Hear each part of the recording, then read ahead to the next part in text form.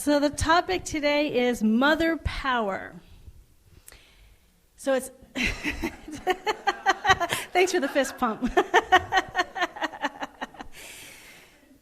So it was 1993. I had just finished taking foundations class, which is, for those of you who don't know, that's our first class that we teach here in the Centers for Spiritual Living, teaching basic universal truth principles. And in that class, we are introduced to this Science of Mind chart that we see so beautifully, the light shining on this morning. And so it's all new to me, so it's sort of there, fluttering around in my head. And then I flew out. I was in Virginia at the time, and I flew out to San Diego for my first International New Thought Alliance conference. And my friend and I played hooky one day, and we went to Old Town San Diego, and we're wandering around, and there was an old mission Catholic church. And we walked, you know what, because I couldn't find it later on, but we walked into this Catholic church, and I was not raised Catholic, and I don't remember ever being in a Catholic church. I probably was once. But I remember walking through the doors, this is what I remember anyways, and there was a big statue of Mary. Now, I grew up in the Protestant church, and we didn't have a Mary. And I thought, we're a Christian church, it's based on Jesus. Why do they have a Mary up there? So I immediately went up to judgment. They got it all wrong. Because in my humility, by the way. So I remember at one point, so I walk up to the statue, and what happens is I actually started thinking about our chart that I found so fascinating. And so I started, so this is what I'm picturing in my head. If you're only hearing me by voice, it's a circle with 3 levels. And what we teach, so for those of you who don't know, what we teach is that this top level is sort of what we use the metaphor of seed. It's where the idea comes from. But an idea is just an idea. It has no form. It's not going to do anything unless it's planted into soil. So the next level down is the soil, which we call the law. In other religions, it's called the Shakti energy or the Chi energy or Holy Spirit. So you take the seed idea, which is formless, drop it into this wonderful law of energy that's circulating, and as it begins to build this idea with energy, it becomes form, which is at the bottom of our chart, which is us. We're the plant, which is the seed into the soil, and it becomes the plant, and we see the plant, we see the form. So this is the creative process of the whole universe. And so I was thinking about that chart, and Ernest Holmes at one point puts Mother, Father, God as a seed idea up here.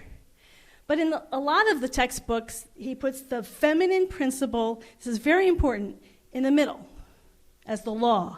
And I'll talk about more about that in a minute.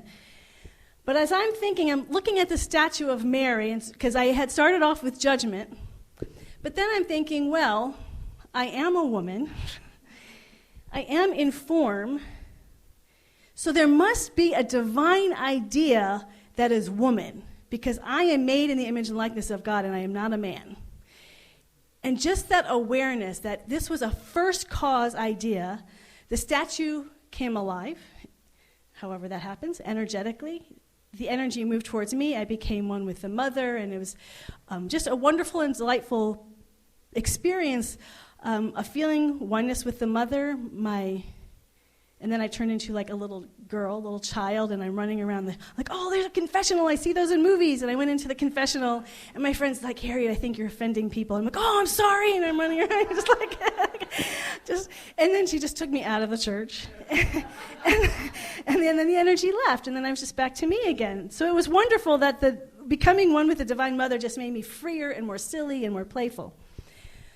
But that's the fun part, the mystical part. But really, what's important for us to get about the divine feminine is that it's first cause. So I went back and I started learning this teaching called Science of Mind, which is universal truth principles. And there's so many things that say it's, he also says the feminine principle is here, is the soil. And then, so what I started doing is I started going through the textbook and writing out all the adjectives that describe the soil. Neutral, no volition, plastic, receiving. And it was just, I'm like, that is not what it means to be a woman. And it's all because women receive, Yeah. So, and I think this is a really, really important point for us to get in the depths of our being, because this creative process did not start with Ernest Holmes. These come from the world's religions. That one of the interesting things, so in Hinduism, the middle part is called Shakti energy. The law, what we call the law, they call Shakti energy. And so what it is, and we have all this energy, and so what are you trying to do with the energy? You're trying to control it. What is it Shakespeare wrote, Taming of the Shrew? You've got all the energy that's flying around. You have all this Shakti energy, and the idea is to control it. So it's the male energy that's going to control that feminine energy. And so the feminine energy is not in control. It needs the masculine. So over and over, we see in the world. In fact, I just read a beautiful poem by a beautiful woman spiritual teacher, but she had the same, because she grew up in the Hindu teaching, that it's a receiver. Holy Spirit is a receiver. It doesn't have a power in of itself. It's always the masculine. And why I think this is so important for us to get is because we live in a world that has had thousands of years. All our major world religions, the indigenous cultures did have a much more even keel between the feminine and the masculine. There were even some matriarchal societies. But once we move into the major world religions, they're almost all primarily patriarchal in the sense that the masculine is always controlling or in control of the feminine. That the feminine's greatness is in relation to the masculine. Even Mary, the reason why Mary is considered so great is because she is the mother of Jesus. If she didn't give birth to Jesus, would we think she's so great? Oh, she had immaculate conception, but she didn't have Jesus. She's all right. So we have to get this as women, that we have encoded in us thousands of years of DNA that says we're secondary. There is encoded all around us in this race consciousness that this feminine energy is secondary. So when people say it does not matter whether we say he or she as first cause, it absolutely does. Because we have to start reversing incredibly long history of past precedent, of past habit patterns, that the divine feminine needs the masculine to be empowered. That it needs something else. That what gives the feminine energy power and creativity is the masculine energy. The most glorious experience I had was to know that the divine feminine is first cause in of itself. In and of itself, the divine feminine is first cause. And I also want to say, I'm going to be very clear about this. I grew up with a very healthy and loving relationship with God as Father. I love God as Father. My own father was a very wise and gentle man. I have 3 fantastic brothers.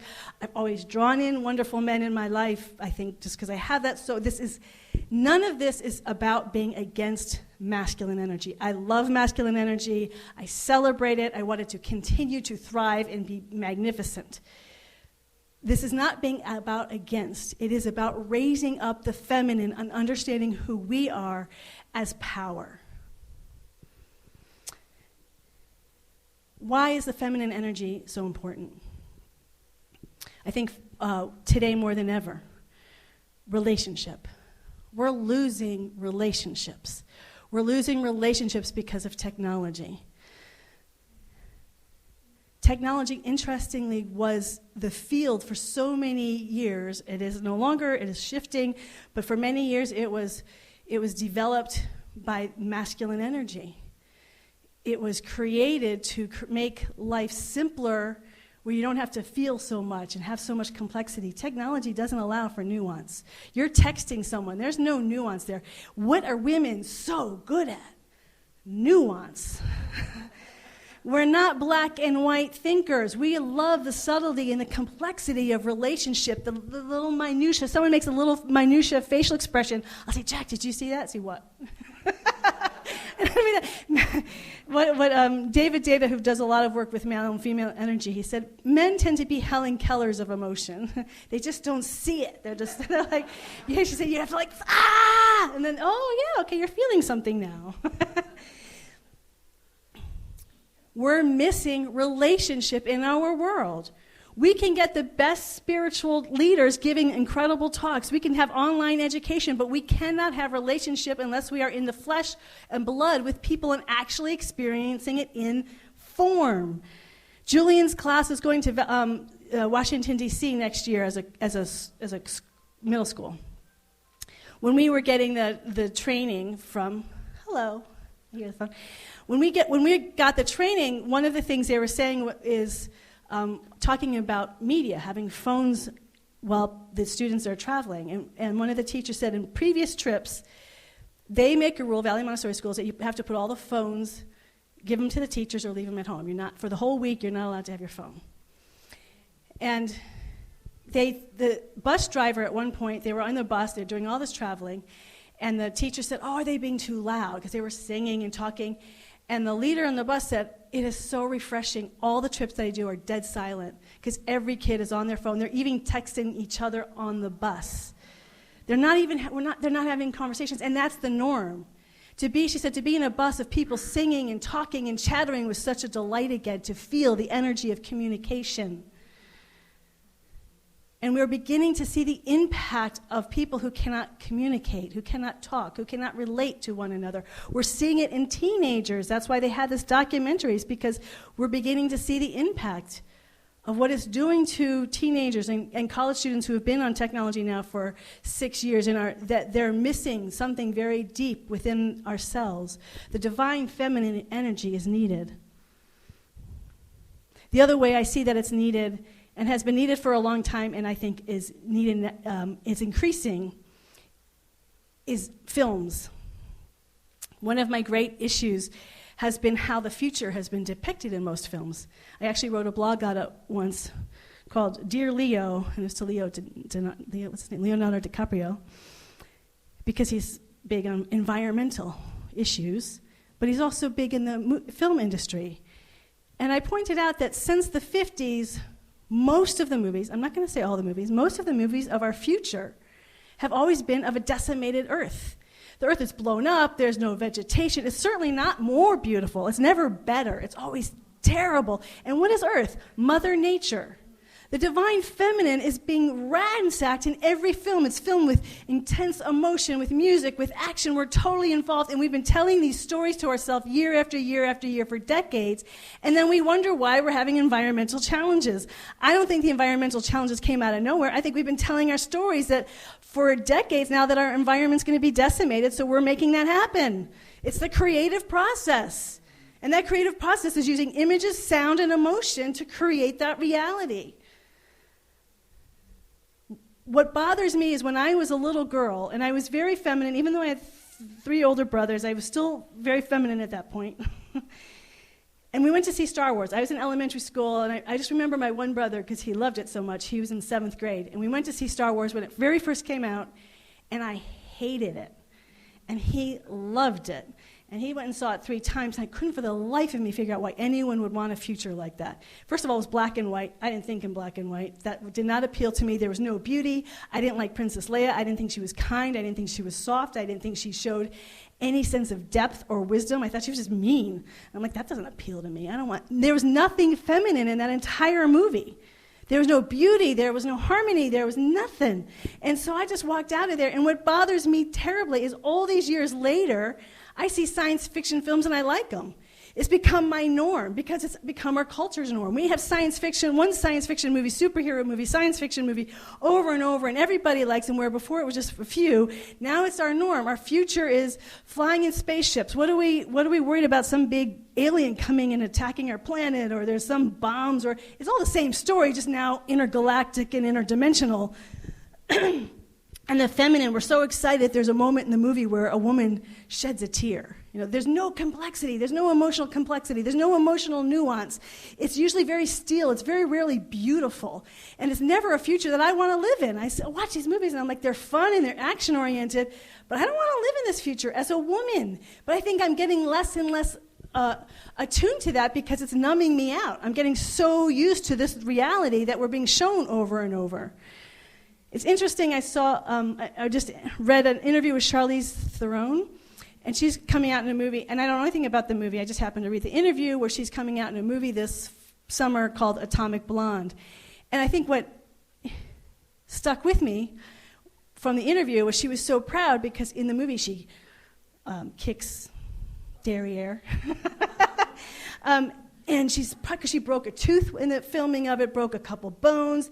And I'm like, yeah, that's what makes a woman great, is they're tough, and we can do karate chop a lot of people. And Jessica Chastain became this, they call her a powerhouse actress after Zero Dark 30. And what was it? She was like a guy in that movie. She's tough, she's strong. She's done movies where she's very feminine, but those movies aren't the ones that we flourish. The woman, and then she was in a Huntsman. I didn't really watch the movie. I think it's Huntsman, or I don't know what it is. But there's all these women, and they're all very tough.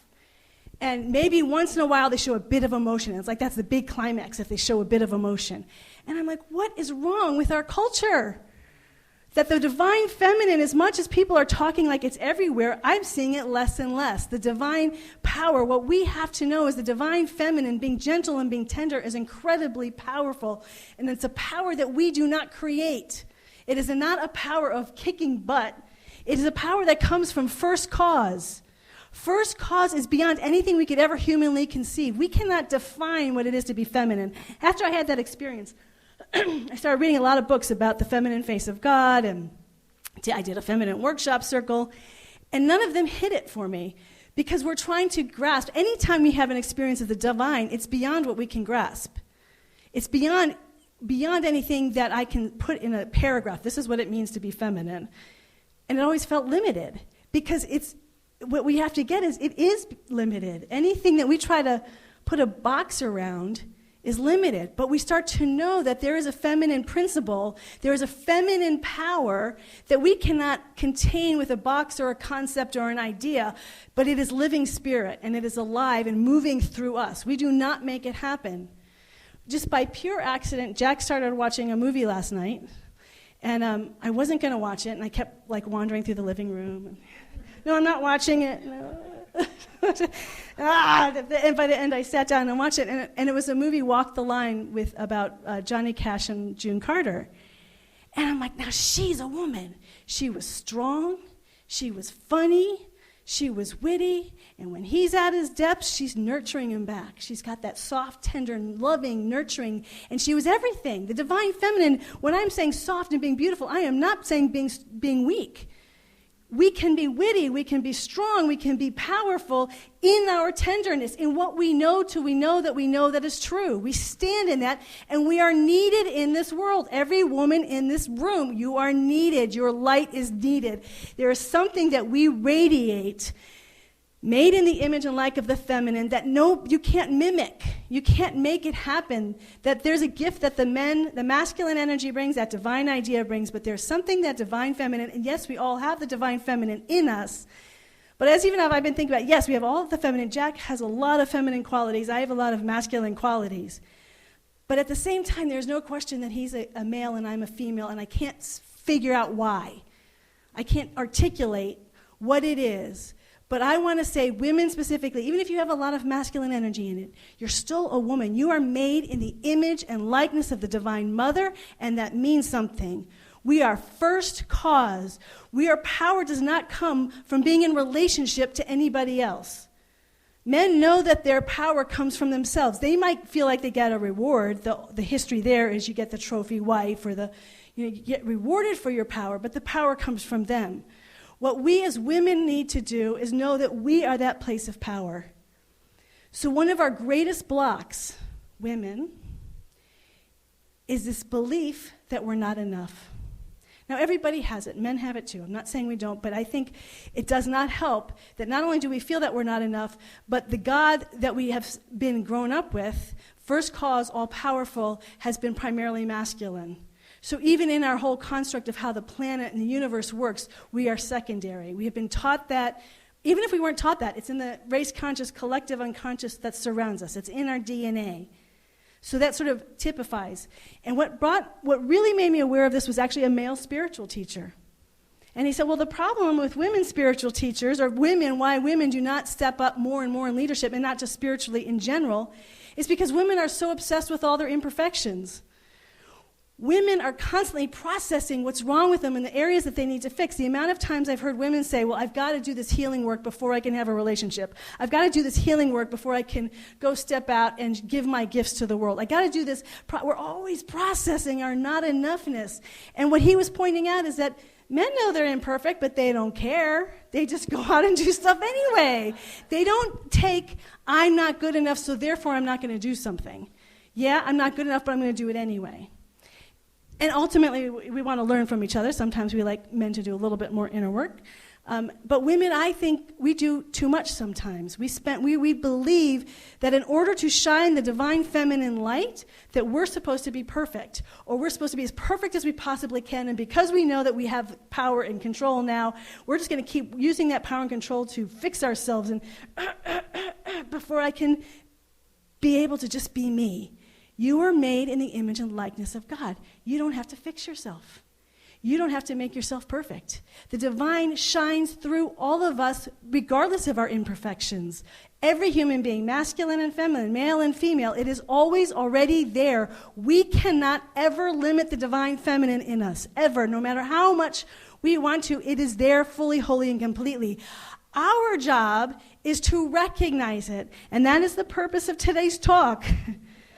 Of mother power is to recognize the power, the beauty, the love, the radiance of the divine feminine in ourselves and in every woman with whom we come in contact. One of the shadow sides, I did learn this in one of my feminine groups, one of the shadow sides of women is we tend to be highly competitive with one another, and usually covertly, not overtly. Men can be competitive, but it's usually more overt. So we sort of covertly, compete with one another, so with one woman's really shining their light, we feel diminished. It is impossible for the divine feminine to be diminished in us. When we celebrate the divine feminine in someone else, we are not diminished. It's by acknowledging their divine feminine, we're acknowledging our own divine feminine. The mother power already exists. What has been the challenge is our lack of recognition of it. Our lack of celebration of it. Our lack of, have you ever heard of praise and raise? When you praise it, it raises the vibration, it raises the visibility. We're already here, but we've been hiding. We've been hiding about all our sense of we're not good enough. We're hiding for whatever reasons. We think we're secondary. We don't think we're as good. Whatever, all the stuff we have going on in our head, it's time to stop hiding. The mother power needs to be felt, it needs to be seen, and it needs to be known in our world today more than ever. We need to be in relationship with one another. Our children need to be in relationship. We all need to have a different relationship with our technology. Social media, it's all surface. We do get connect. I like connecting. I see people I don't know who I don't see anymore. But I recognize it's the surface. I'm connecting with them on the surface. Relationships are something of depth. We need you. We need you to tell your stories. Oh, I want to say why I think stories aren't so important too, and then I'll end with that. And why I think stories are so important. When I was a kid, I've talked about having my first mystical experience around Jesus, and I believe the reason why I had that experience was because of stories, and I think that was the first realization of why stories were important. I love the Bible stories. When I was growing up. And they're told in a different way than actually in the Bible. They're told more simply and lovingly and warmly. I remember watching The Little Drummer Boy, that very sort of 60s animation, and yet it got to my heart. I remember watching Franco Savelli's The Messiah.